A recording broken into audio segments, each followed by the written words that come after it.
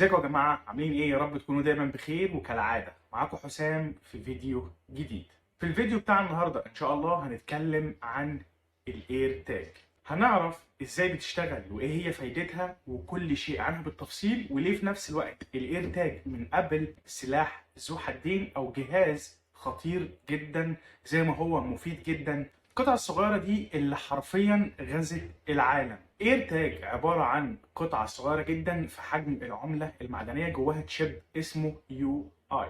وظيفتها الأساسية إن هي تراقب الحاجات بتاعتك، خاصة لو حاجات غالية عليك. يعني ممكن تركب القطعة الصغيرة دي في المحفظة بتاعتك، أو في المفاتيح بتاعة البيت، شنطة السفر بتاعتك، سيارتك. أي حاجة أنت بتخاف عليها ممكن تحط فيها الإير تاج علشان تعرف موقعها بدقة. إذا ضاعت منك أو وقعت أو اتسرقت تعرف ترجعها بسهولة. هو ده الاستخدام الأساسي بتاعها، ودلوقتي هعرفك على طريقة تشغيلها أو إزاي بنستعملها. أول معلومة عايزك تعرفها إن شركة أبل أعلنت عن الإير تاج لأول مرة في شهر إبريل سنة 2019. سعرها الرسمي حوالي $29، وفي آخر الفيديو هقول لك إيه أرخص مكان ممكن تشتري منه الإير تاج دي بعد ما نعرف فايدتها وإزاي بتشتغل. المميز في الاير تاج انها على قد ما هي قطعه صغيره جدا في حجم العمله المعدنيه، الا انها بتراقب كل حاجه انت عايزها وبتديك لوكيشن بمنتهى الدقه.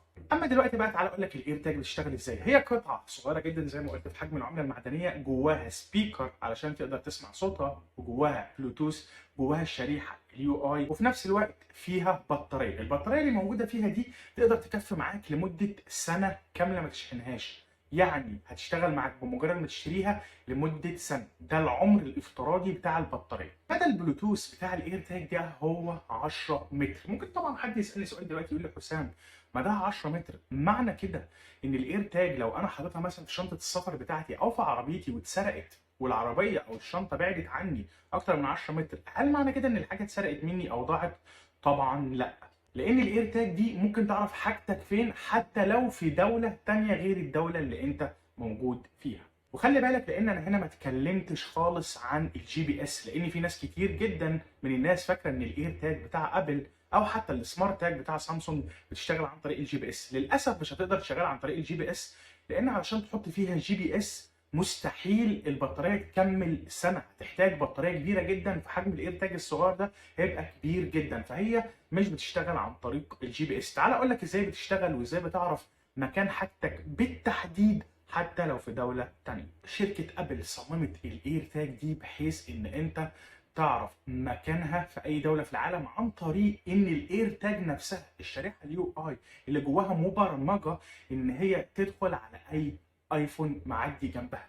بمعنى ايه الكلام ده؟ بمعنى ان انا حطيت الاير تاج بتاعتي القطعه الصغيره دي جوه شنطه السفر وسافرت، حد سرق الشنطه بتاعتي وبعد عني كيلو، 2 كيلو، 10 كيلو، راح دوله تانية، الاير تاج مصممه ان هي تدخل على اقرب جهاز ايفون ليها وتاخد اللوكيشن اللايف دلوقتي وتبعته لك على الايفون بتاعك. هي مبرمجه ومصممه ان هي تعمل اكسس وتدخل على اي جهاز ايفون في العالم.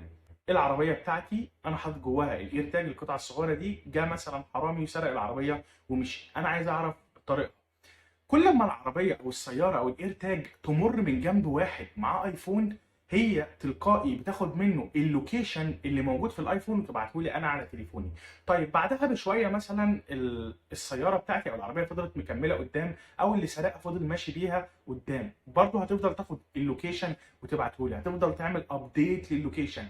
اي مكان السياره المسروقه بتاعتي هتروحه وجواها الاير تاج، كل ما تعدي على حد ماسك في ايده ايفون هتجيب اللوكيشن من غير ما هو يعرف ومن غير ما اي حد يعرف، تبعته لي على الموبايل بتاعه. كده اعرف موقعها بدقه وكل شويه ابديت. وده طبعا مفيد جدا لاني باستمرار هكون عارف الموقع موجود فين، حتى لو القطعه المسروقه مني بتتحرك هبقى عارف طول الوقت هي موجوده فين. ده هيسالني يقول لي طيب ده معناه ان لو واحد معاه جهاز سامسونج الاير تاج ممكن تدخل عليه وتبعت لي لوكيشن؟ للاسف لا، هي مصممه للابل بس، للايفونات. اي واحد معاه جهاز ايفون معدي من جنب الحاجه المسروقه بتاعتك او معدي من جنب الاير تاج، هتاخد منه، هتسحب من تليفونه الموقع وتبعته لك في الحال من غير ما هو يعرف ومن غير ما اي حد يعرف.